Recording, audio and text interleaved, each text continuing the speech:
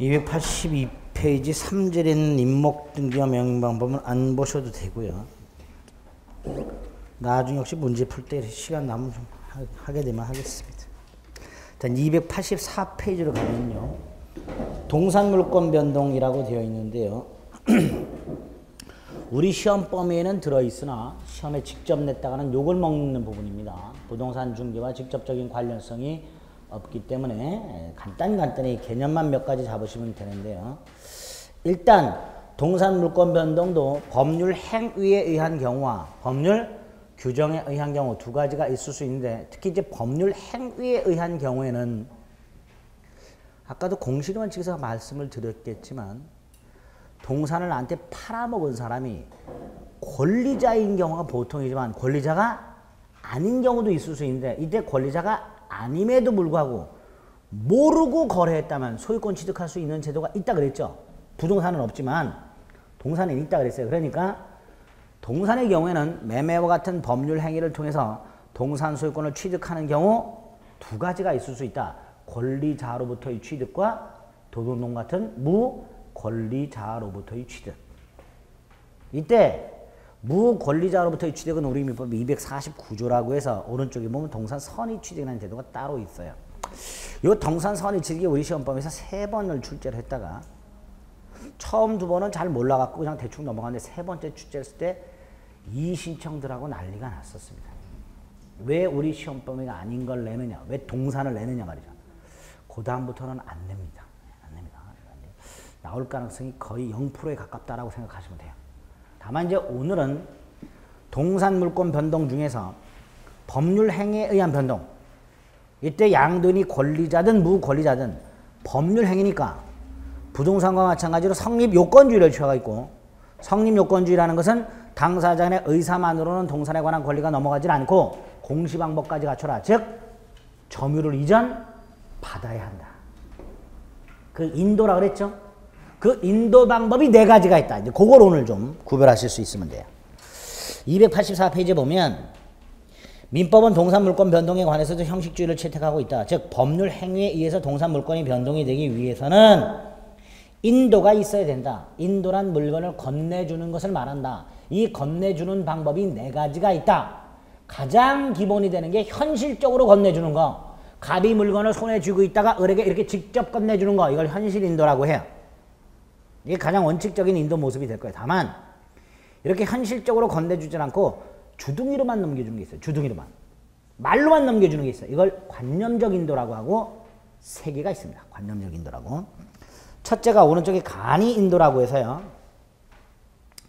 갑이 을에게 노트북을 빌려줬어. 그래서 을이 노트북을 빌려서 쓰고 있어. 이때 을은 노트북을 빌려서 사용하고 있으니까 소유자는 아니죠. 이 상태에서 을이 불편하니까 갑한테 돈 주고 아예 사버렸어요. 그럼 갑은 소유권을 취득하겠죠. 이럴 때 물건이 을 수중에 있었잖아요.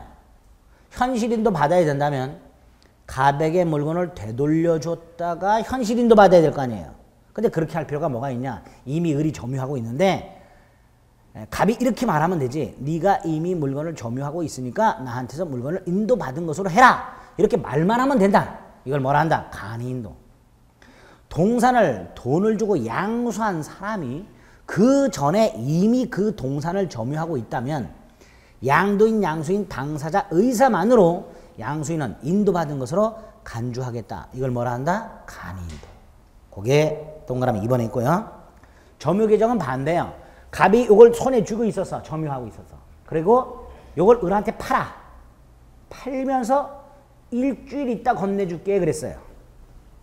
그럼 을은 건네받지 못했죠. 못했지만 건네받은 것으로 해요. 이걸 점유계정에 의한 인도라고 합니다. 동산을 양도한 사람이, 이걸 팔아먹은 사람이 양도 후에도 계속 점유를 해. 이때 양수인이 인도 받은 것으로 보는 것을 점유계정 이렇게 봅니다. 마지막에 목적물 반환청구는 양도에 의한 인도인데요. 이걸 제가 이 사람한테 빌려줬어요. 그러면 반환청구권이 있죠. 이 반환청구권을 을한테 팔아. 반환청구권이라는 권리, 제3자에게 물건을 빌려주고 그 제3자에 대해서 갖고 있는 반환 청구권을 을한테 팔아버리면 마치 나는 이 물건을 건네준 걸로 똑같아. 건네준 거하고 똑같아. 이걸 목적물 반환 청구권의 양도에 의한 인도 이렇게 부릅니다. 이렇게 세 가지 현실 인도가 아님에도 불구하고 인도받은 것으로 간주하는 이런 제도가 있더라. 됐죠? 됐습니다. 그 다음에 밑에 이제 동산 선의취득은요, 그 249조가 있죠? 있죠? 예? 거기에, 요렇게 읽으실 수 있어야 돼요. 평온하고 공연하게를 묶어가지고요. 평온하고 공연하게를 묶어서 뒤에 있는 점유에다가 동그 화살표를 이렇게 치세요. 점유에다가. 평온하고 공연하게를 묶어가지고 이걸 어디에다 화살표를 치자? 점유. 그래서 이 249조는 일단 요렇게 읽으실 수 있어야 돼요. 동산을 양수한 자가 평온하고 공연하게 선이며 과실 없이 동산을 점유하는 경우, 그 양도인이 권리가 없는 경우에도 양수인은 즉시 소유권을 취득한다. 그러면 쉽게 말하면 노트북을 도둑질한 놈으로부터 돈을 주고 사서 그 노트북을 인도받았는데 인도받을 때 평온하고 공연하게 선이며 과실 없이 넘겨받아야 소유권을 취득할 수 있게 됩니다. 이걸 동산 선의취득이라고 해요. 자, 이때 평온하고 공연하게 선이며 과실 없이 점유, 이걸 잘 기억해 뒀다가 점유권에 가면 점유 태양이라는 제도가 나옵니다. 그때 제가 그걸 설명드릴 때 이걸 언급을 할 거예요. 그때 기억나시면 돼요. 여기 아시겠죠? 그 정도만. 나머지 보면 또 유체이탈이 일어납니다. 289페이지로 갑니다. 이제. 자, 물권법 총론의 마지막 물권의 소멸. 자, 여기 나와 있는 물권의 소멸은 물권의 공통된 소멸 사유, 물권의 공통된 소멸 사유, 개개물권의 특이한 소멸 사유 말고 물권의 공통된 소멸 사유 몇 가지가 나옵니다. 가장 기본이 되는 게 목적물의 멸실이에요. 아까 물권의 개념이 현존, 하는 물건이어야 된다 그랬죠. 그 물건이 멸실이 되어버렸다면 당연히 물권은 소멸하겠죠. 다만 예외가 있습니다. 목적물의 멸실이라고 되어 있는데 양가 여러분은 목적물이 멸실하면 물권도 소멸한다라고 되어 있는데 그러나 라고 되어 있고요. 두 번째 줄 끝에 가면 저당권자의 물상대위라고 되어 있습니다. 이거 저당권 가서 볼 겁니다. 물상대위라는 현상이 나타나면 저당권의 객체가 멸실되었음에도 불구하고 저당권은 소멸하지 않습니다. 그러면 목적물이 멸실되면 물권은 소멸한데 아닌 경우가 있죠. 이렇게 말하겠죠. 목적물이 멸실되었다 해서 물권이 언제나 절대적으로 완전히 소멸하는 것은 아니다. 이런 말이 나오겠죠. 거기 양가를 마지막에 있지. 그 표현을 조심해 주시면 돼요. 목적물 멸실에서는. 그 다음 한 장 넘기면 소멸시효 완성이라는 말이 있습니다. 소멸시효라는 건 아까도 잠깐 말씀드렸지, 권리자가 권리를 일정 기간 행사하지 않으면 그 권리를 소멸시키는 제도라고 그랬어요. 자, 물권. 주로 채권이 소멸시효에 걸리는데요. 물권도 그러냐? 물권 중에서 용익 물권, 지상권, 특히 지역권, 이 두 가지는 20년간 행사하지 않으면 소멸한다라고 되어 있어요. 아예. 그러니까 아하, 요놈들이 소멸시효에 걸리는구나. 이렇게 되겠죠? 그래서 양가라 3번 이것만 기억합니다. 용익물권. 밑에 3번 물권의 포기. 이거 아까 부동산 물권의 포기에서 잠깐 보셨지만 권리자는 그 권리를 행사하든 포기하든 권리자의 자유예요.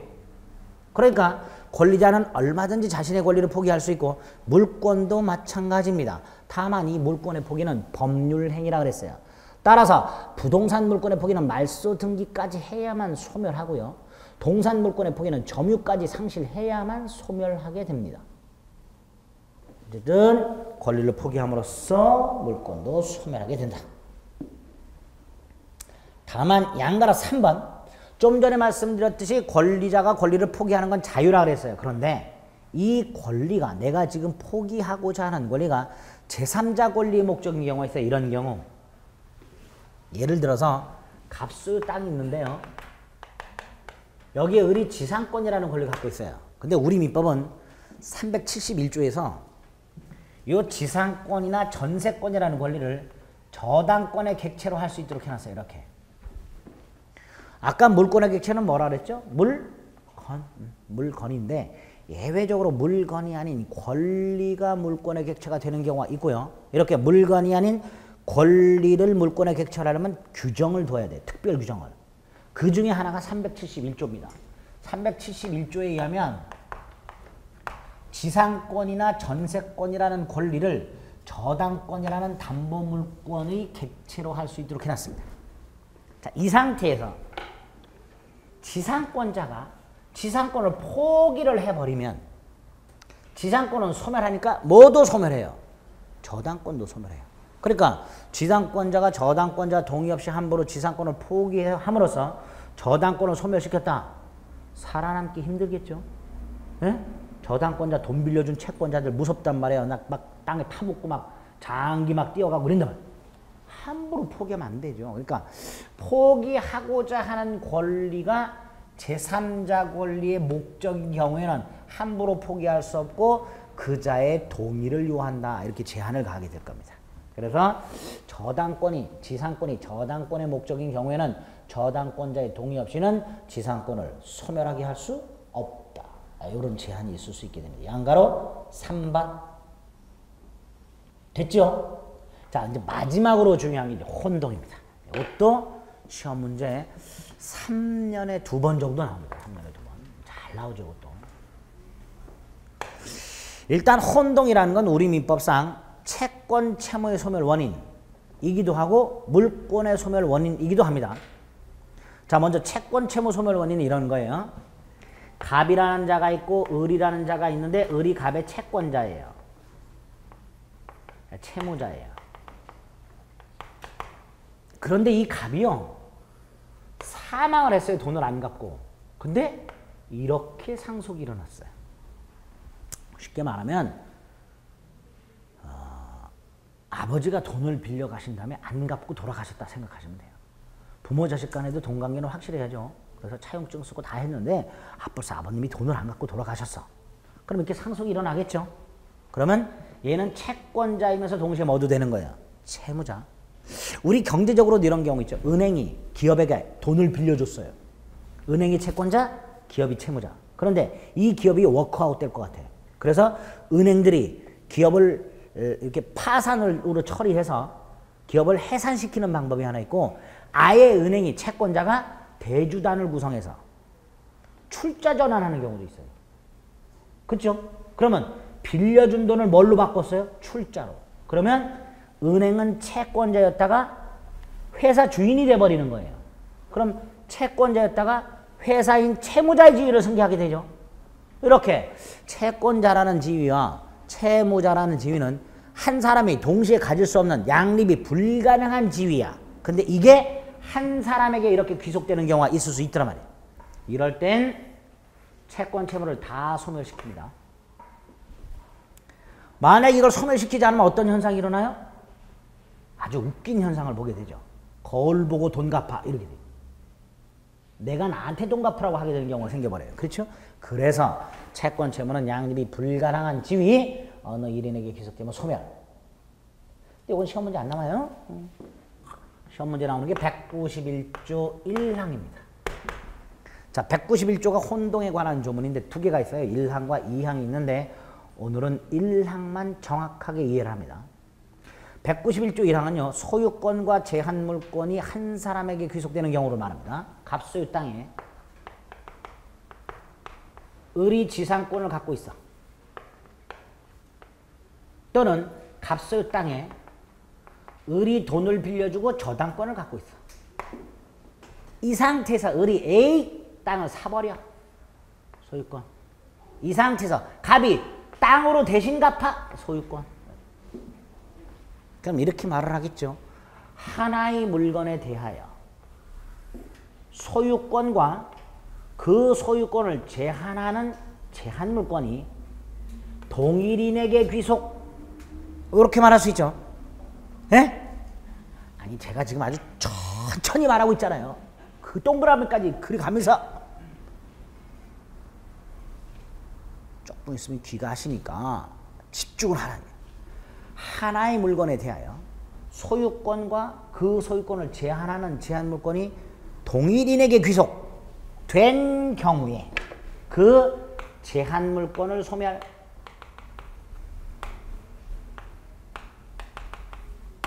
요게 191조 1항의 혼동이 됩니다. 굳이 을에게 소유권이 있는 을에게 지상권이나 저당권을 따로 인정할 필요가 없다라는 취지에서 등장하는 제도가 됩니다. 예외를 기억하셔야죠. 이 원칙이에요. 예외.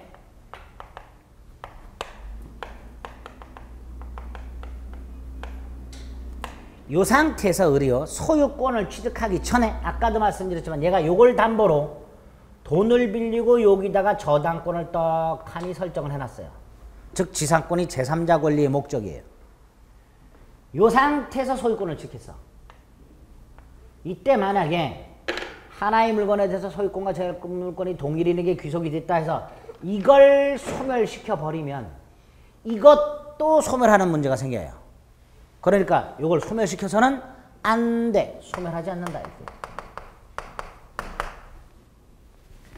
소유권과 혼동에 의하여 소멸하는 권리가 제3자 권리의 목적일 때 이 제3자 이익보호를 위해서 소멸하지 아니한다. 이렇게 해석을 합니다. 여기 첫 번째 예외.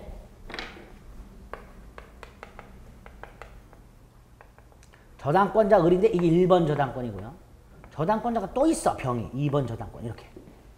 갑수 토지에 저당권자가 2명이 있더라.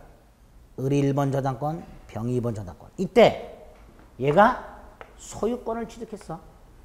왼쪽처럼 소유권과 제한목권이 동일인에게 귀속이 되었다 해서 이걸 소멸시켜버리면 요게 순위가 올라가요.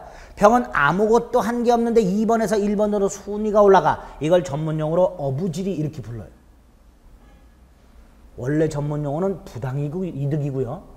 이런 거 우리 민법 허용하지 않습니다. 결국 얘가 순위가 올라가서는 안 돼. 안 되니까 요것도 소멸해서는 안 된다. 이렇게.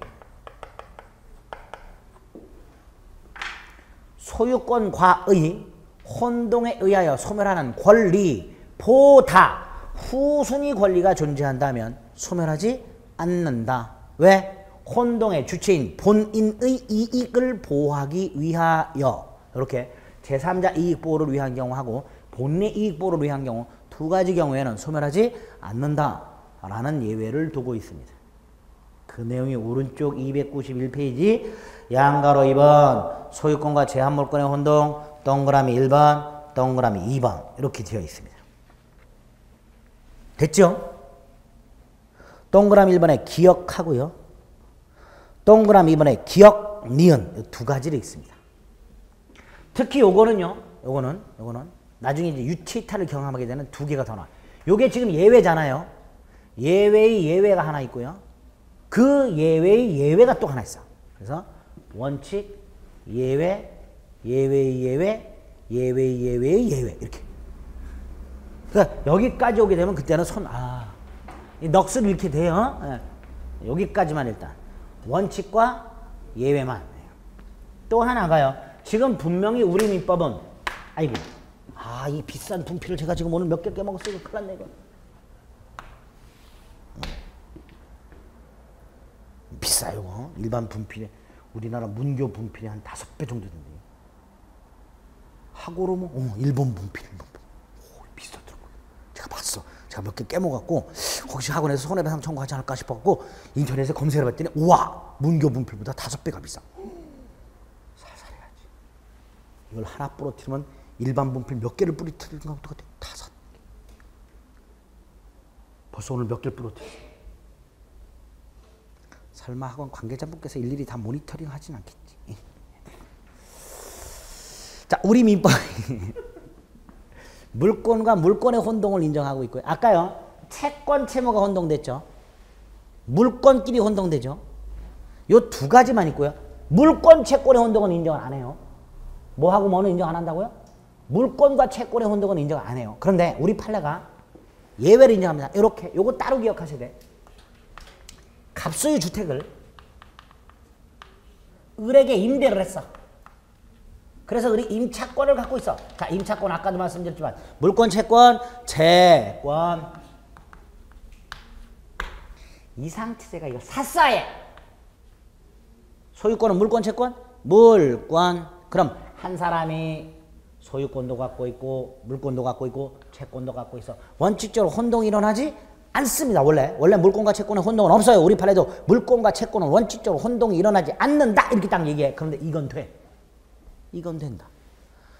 물건을 빌린 사람이 소유권을 취득했다면 이걸 굳이 갖고 있을 필요가 뭐가 있냐. 이거 소멸한다 안 한다? 소멸한다. 그래서 예외적으로 채권 중에서 임차권하고 물권 중에서 소유권 이 두 개의 혼동을 인정합니다. 두 번째 예외도 인정해요.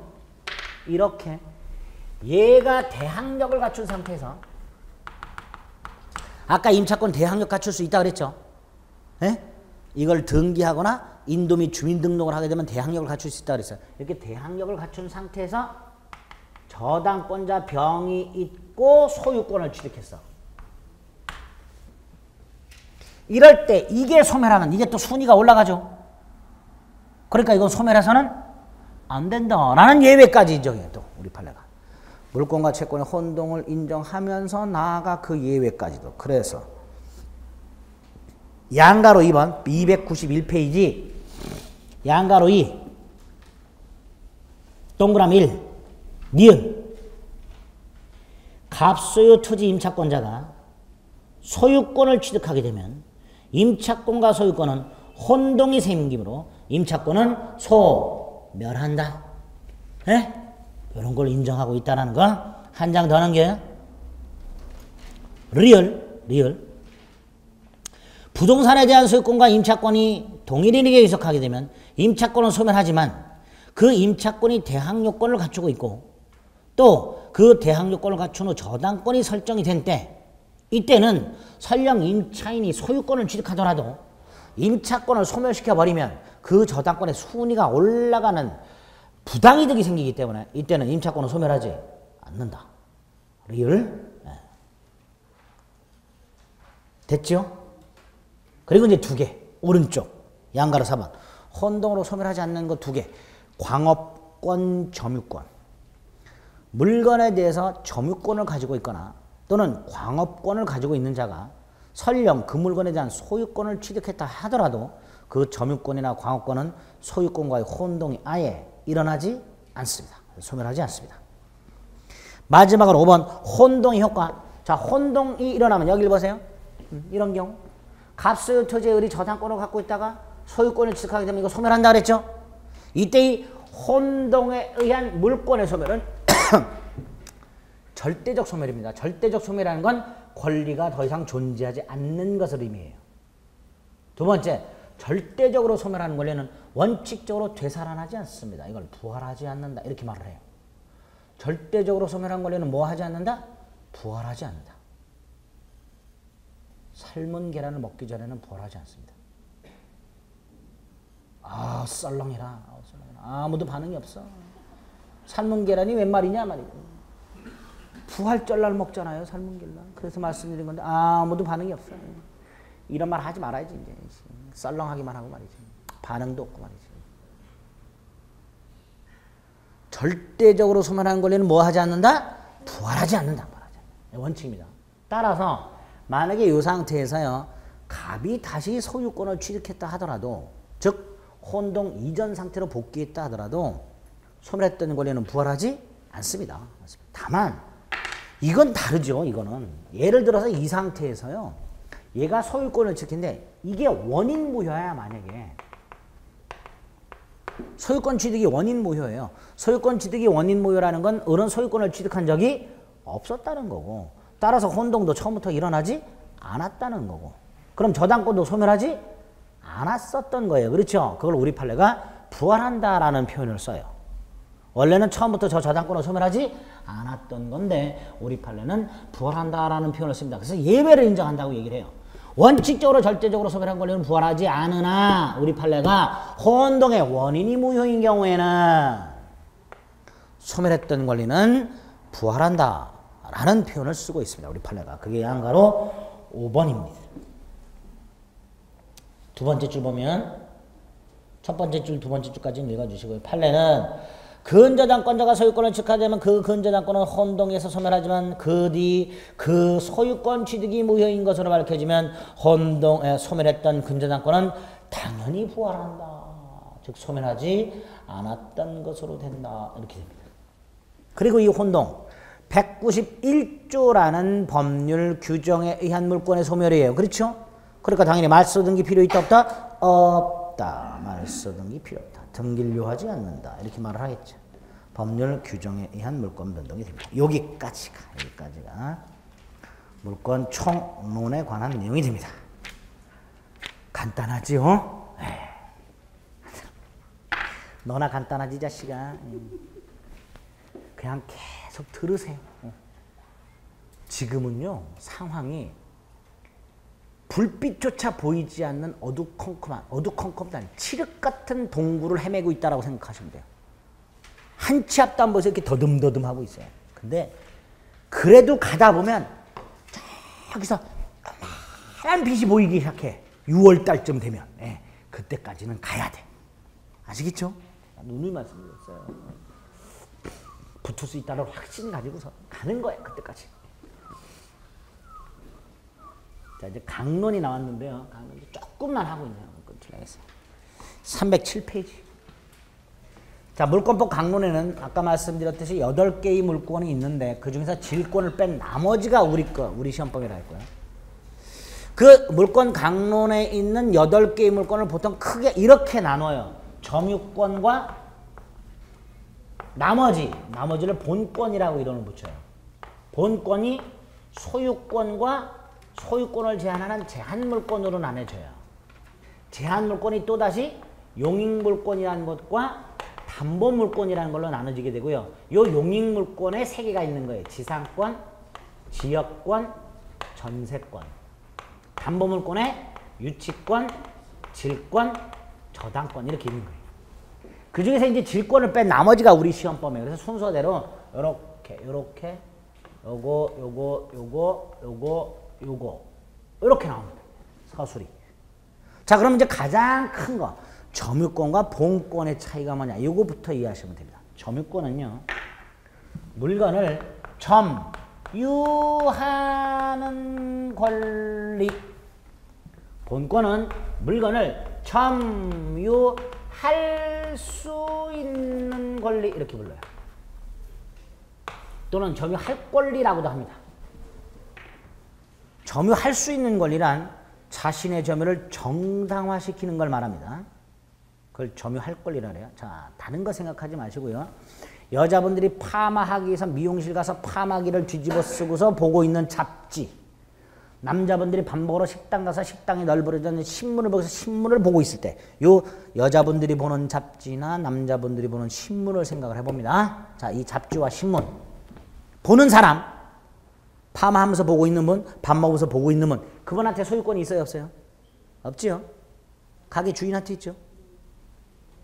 이거 있어요? 없어요? 이거 당연히 없어요? 이거도 당연히 있을 수가 없습니다. 그러면 나는 그 잡지나 신문에 대해서 도대체 무슨 권리가 있냐? 여기에 있는 거예요. 점유권. 그게 점유권이에요. 그러니까 내가 보고 있는 잡지를 누가 함부로 뺏어갈 수 있다 없다? 없다. 만약에 뺏어가면 돌려달라고 할 수 있다. 근데 내 거다라고 말할 수 있어요 없어요? 없지. 그럴 때 주장하는 권리가 뭐다? 점유권. 그래서 이 점유권은 물건을 점유만 하고 있으면 본권 유무를 묻지 않고 인정되는 권리다. 이렇게 얘기하게 됩니다. 물건을 점유만 하고 있으면. 그러다 보니까 심지어 누구한테도 점유권 인정돼? 도둑놈. 누구한테도 인정된다고요? 도둑놈. 도둑놈도 일단 도둑질한 물건에서 뭐가 있다? 점유권. 따라서 만약에 소유자가요. 도난당한 물건을 예를 도서관에서 노트북을 도난당했어요. 며칠을 찾아다니다 보니까 어떤 놈이 내 노트북을 딱 갖고 있어. 잡았다 도둑놈. 내 물건 뺏어올 수 있어요 없어? 없습니다. 뺏는 순간 도둑놈의 점유권을 침해한 거예요. 무슨 말인지 아시겠죠? 이렇게 점유권도 우리 민법상 법적으로 보호받는 권리다라는 걸 머리에 꽉 박으셔야 돼요. 보통은 점유권과 본권을 다 가지고 있어요. 대한민국 사람들의 99.99%가 다 정상적인 사람들이잖아요. 그렇죠? 한두 사람만 도둑질을 할 거고 그러니까 보통은 점유권과 본권을 다 가지고 있지만 아까도 말씀드렸듯이 미용실에서 보는 잡지라든가 식당에서 보는 신문이라든가 도둑놈이 도둑질한 물건에 대한 점유 같은 것들은 뭐 없이도 본권 없이도 점유만 하고 있으니까 그걸 보호할 목적으로 만들어진 권리 뭘 한다? 점유권이라고 한다. 이렇게 기억하시면 돼요. 그래서 307페이지에 보면 점유권의 개념이라고 해서 물건에 대한 지배라고 되어 있는데 두 번째 줄 법률상 지배가 있는지 여부를 물분하고 즉 본권이 있는지 여부를 묻지 않고 사실상 지배만 하고 있으면 권리를 부여하는 제도를 점유권이라고 한다. 그래서 점유권은 점유할 수 있는 권리 즉 본권과 구별해야 된다. 보통은 본권과 점유권을 다 가지고 있지만 반드시 그런 것은 아니다. 도둑놈은 본권 없이 점유권만 있고 피해자는 본권만 있고 점유권은 없는 이런 경우가 있을 수 있기 때문에 본권과 점유권을 개념상 구별하자 이렇게 돼요. 구별하자. 됐죠?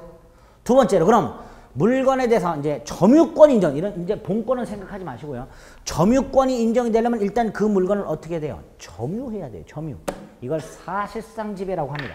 뭐라고 한다? 사실상 지배. 조금 쉽게는 자신의 수중에 가지고 있어야 한다 이런 뜻이에요. 조금 어렵게는 지배 영역 내에 두고 있어야 한다 이런 뜻입니다. 그걸 사실상 지배라고 해요. 어렵게는 지배 영역 내에 물건을 두고 있을 것이고요. 쉽게는 수중에 가지고 있어야 한다 이런 뜻입니다. 이걸 물건에 대한 사실상의 지배라고 합니다. 이 사실상의 지배와 관해서 하나 기억하실 게 건물 부지의 점유자라고. 땅이 하나 있고 건물이 들어서 있을 때 이 건물의 부지를 우리가 외관상 봤을 때는 이 건물이 점유하는 거죠. 그렇죠? 근데 건물은 권리 주체가 아니기 때문에 건물이 이 땅을 점유하고 있다라고 말할 수는 없더라. 그럼 이 건물이 들어서 있는 부지는 누가 점유하는 거냐? 요 건물의 소유자. 건물이 있는 부지는 누가 점유한다? 건물의 소유자. 특히 토지 소유자와 건물 소유자가 다를 때 의미가 있어요. 그러면 토지 소유자와 건물 소유자가 다를 때 건물 부지를 토지 소유자가 점유한다라고 해서는 안 되고 건물 소유자가 그 부지를 점유하고 있는 겁니다. 됐죠? 자, 이렇게 점유권이 인정이 되려면 물건을 뭐 해야 돼? 사실상 지배해야 돼. 그런데 사실상 지배하게 되면 점유권이 인정이 돼야 되는데 사실상 지배하는데도 불구하고 점유권 인정이 안 되는 경우가 있고 반대로 사실상 지배를 하지 않는데도 불구하고 점유권 인정되는 이런 예외적인 경우가 있더라. 이런 예외적인 경우. 사실상 지배를 하면 점유권 인정돼야 되는데 그렇게 만들어놨는데 이런 경우가 있더라. 이런 걸 다 모두 묶어서 관념적 점유, 점유의 관념화 이렇게 불러요. 그게 두 번째 나와요. 제2절 관념적 지배라고 돼 있죠. 점유의 관념화. 세 가지가 있습니다. 먼저 점유 보조자라고 되어 있는데요. 가계 점원을 생각하세요. 가계 점원. 가계 점원. 195조에 보면 가사상 영업상 기타 이와 유사한 관계에 터져봐 타인의 지시를 받아 물건에 대한 사실상 지배를 할 때는 그 지시를 한 타인만을 점유자로 한다. 이 타인이 가게 주인. 가게 주인이 가게 점원한테 지시를 하고 해외여행을 갔어. 이때 가게 주인은 가게 안에 있는 물건을 사실상 지배를 하진 않지요. 그런데 점유권이 인정돼요. 이게 관념적 점유고 반대로 가게 안에 있는 물건을 사실상 지배하고 있는 가게 점원은 점유권 인정 안 되기 때문에 점유 보조자라고 부르게 됩니다. 점유 보조자. 자, 조문 받고요. 요건 봅니다. 일단 점유자와 점유 보조자 사이에서는 가사상 영업상 유사한 관계 and 지시하는 관계. 그러니까 평등이에요, 불평등이에요? 불평등이죠. 지시하고 명령하고 복종하는 관계가 성립해야 됩니다. 이걸 점유보조관계 이렇게 부릅니다. 점유보조관계. 자, 요건 점유보조관계가 있어야 한다. 명령, 복종관계를 말한다. 오른쪽 효과. 점유보조자는 점유자가 아니니까 뭐가 없고 점유권이 없다. 근데 우리 민법이요. 점유권이 인정되면 추가적으로 두 가지가 더 인정이 돼요. 하나가 점유보호 청구권이라는 게 있어요. 요 점유보호 청구권이 뭐냐? 아까 처음 해봤던 물권적 청구권 기억나세요? 반환, 방해제거, 방해방 청구권 세트가 두 개가 있다 그랬죠. 그 중에 점유권에 한 세트 있다 그랬어요. 그게 이거예요. 점유보호 청구권이란 점유권의 터져본 반환, 방해제거, 방해방. 예를 들어서 반환. 아까 미용실에서 잡지를 보고 있다가 화장실을 갔다 와야 돼. 그래서 보던 데를 접어놓고 내가 앉아있던 의자에다가 잡지를 요렇게 해놓고 갔어. 요렇게 잡지를. 그럼 요거 뭐야? 갔다 와서 내가 보겠다 이런 거지. 그런데 갔다 왔더니 어떤 아줌마가 가져가서 보고 있어. 돌려달라고 할 수 있을까요? 없을까요? 있단 말이에요. 가가지고 내가 점유하던 거니까 돌려달라. 그게 점유물 반환 청구권 이거예요. 만약에 이걸 인정 안 하면 이거 가지고 화장실 가야 돼. 예? 그래서 점유권 자체도 이렇게 물권적 청구를 인정하고 있다. 그게 점유보호 청구권이에요. 또 하나가 자력구제권이라고요. 내가 미용실에서 지금 잡지를 보고 있어. 잡지를 보고 있는데 옆에 있는 아줌마가 뺏어가. 내가 보고 있는데 이게 뭔 개 같은 짓이야 말이지. 내가 보고 안 뺏길 수 있어. 힘으로 뭐 하는 짓이냐 말이지. 내 힘으로 안 뺏길 수가 있어요. 그게 이거예요. 자력구제권. 그래서 점유권이 인정되면 요 놈도 인정되고 요 놈도 인정돼요. 근데 점유보주자는 이게 없다 그랬죠. 그러니까 당연히 이것도 인정 안 되고 이것도 인정 안 돼야 되는데 이건 인정이 돼. 이게. 왜? 자력구제권이라 뭐라 그랬어요? 내가 지금 이렇게 갖고 있는데 이걸 누가 뺏어가려고 할 때 힘으로 안 뺏기는 거랬어요. 그럼 가게에 있는 물건 한번 보세요. 가게 주인은 해외여행 가 있고 가게 전문만인데 누가 그걸 뺏어가려고 그래. 가게 주인이 와갖고 이걸 막을 수 있어요? 없지. 누가 막아줘야 돼? 점원이 막아줘야 되죠.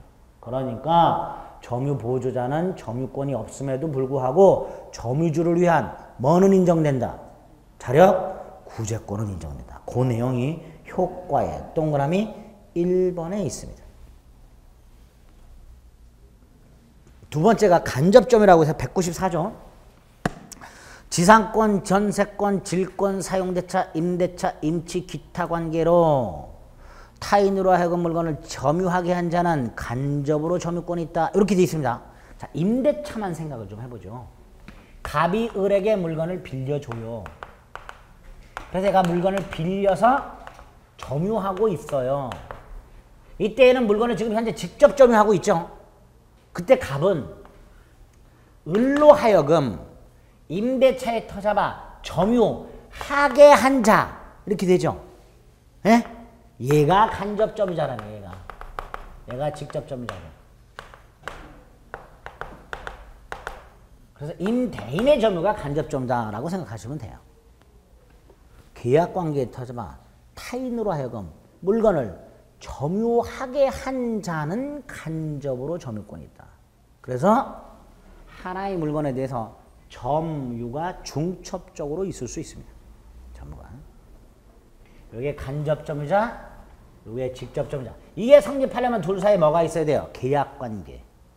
이 계약관계는 평등한 관계입니다. 아까 점유보조관계하고는 좀 달라요. 그래서 이거를 점유매개관계라고 부릅니다. 점유매개관계라고 부르고 요 직접점유자를 점유매개자라고도 불러요. 자, 309페이지 조문. 지상권, 전세권, 질권, 사용대차, 임대차, 임직, 기타 관계로 타인으로 하여금 물건을 점유하게 한 자는 간접으로 점유권이 있다. 임대인과 임차인을 생각하면 된다. 그래서 의의 네 번째 줄 보면 점유가 중첩적으로 성립한다. 이런 표현이 있죠. 하나의 물건에서 점유권이 두 개가 인정된다. 이런 뜻이. 요건 점유 매개자가 직접 점유하고 있어야 된다. 둘 사이에 점유 매개 관계가 있어야 된다. 이때 이 점유 매개 관계 두 가지를 기억하셔야 되는데 하나 이거. 이 점유 매개 관계가 이런 수도 있어요. 갑이 을에게 물건을 빌려줬고 을이 병에게 또 빌려줬다. 그럼 점유 매개 관계가 하나, 둘. 중첩적으로 있을 수 있죠. 점유 매개 관계는 중첩적으로 있을 수 있고요. 두 번째로 둘 사이의 임대차 관계가 끝났어. 임대차 기간이 끝났어. 끝났고 갱신을 안 했어. 계약 관계가 끝났고 갱신 안 했다면 이 계약은 효력이 상실됐죠. 상실됐는데도 안 돌려주고 있어. 그럼 여전히 직접점유, 여전히 간접점유. 그러니까 점유 매각관계는 반드시 적법, 유효할 필요는 없다. 이렇게 두 가지. 다음 페이지에 보면 넷째. 점유 매각관계는 중첩될 수도 있다. 그 다음에 점유 매각관계는 반드시 유효할 필요는 없다. 이런 거 기억하시면 되고요. 그 다음에 효과. 얘도 점유권이 있고 얘도 점유권이 있다 그랬죠. 예? 특히 얘. 점유권이 있어요. 그러니까 뭐도 있어? 이것도 있어요. 근데 이게 없어 얘는 또. 왜? 아까 자력구제권은 현재 이걸 쥐고 있는데 안 뺏기는 게 자력구제권이라고 그랬어요. 근데 얘는 쥐고 있어? 안 쥐고 있어? 안 쥐고 있어요. 그러니까 자력구제권을 할 수가 없어 얘는. 그래서 얘는 간접점유자로서 점유권 있고 점유보호 청구권은 있으나 뭐는 없다? 자력구제권 없다. 그래서 점유보조자하고요. 간접점유자는 완전 반대. 자, 사실상 지배. 안 해. 얘는 해. 얘는 안 해. 그렇죠? 그래 안 그래? 점유권 없어. 있어. 점유보호청구권 없어. 있어. 자력구제권 있어. 없어. 이렇게 돼. 그래서 점유보조자와 간접점유자는 이렇게 정반대 현상이 나타나. 구별하실 수 있겠죠? 아니 지금 제가 다 말씀드린 게 표로 그냥 딱 정리만 한 건데 거기를 끄떡끄떡 하셔야 빨리 끝내고 가지. 계속 가만히 계시면 계속 물어보잖아요. 제가 귀가 시간만 늦어질 뿐이야. 이렇게 간접점유자를 점유보조자하고 비교해서 머릿속에 좀 박아두셔야 돼요. 구체적인 효력은 좀 어렵습니다. 일단 요렇게만.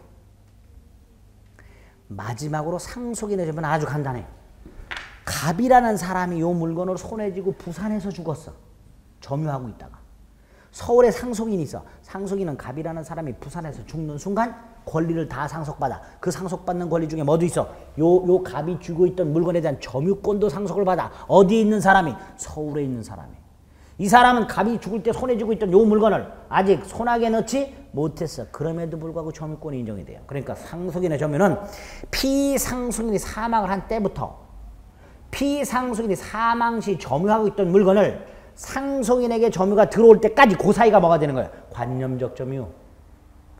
상속인은 그 물건을 사실상 지배하지 않음에도 불구하고 점유권이 인정되니까 그런 상속인의 점유가 뭐가 된다? 관념적 점유 이렇게 됩니다. 그래서 일단 오늘은 점유권과 관련해서 기본적인 거 점유권의 뜻이 뭐냐?